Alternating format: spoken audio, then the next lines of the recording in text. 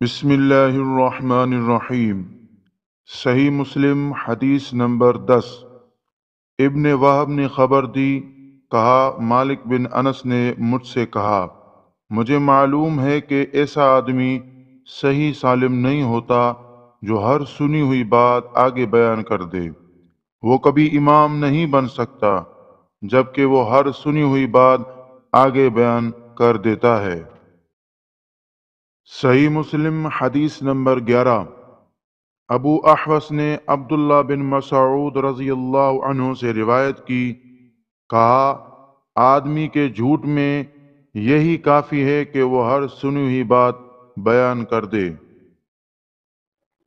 حدیث نمبر 12۔ صحیح مسلم۔ محمد بن مسنہ نے کہا، میں نے عبد الرحمن بن مہدی سے سنا، کہہ رہے تھے آدمی اس وقت تک امام نہیں بن سکتا کہ لوگ اس کی اقتداء کریں، یہاں تک کہ وہ سنی سنائی بعض باتوں کو بیان کرنے سے باز آ جائے۔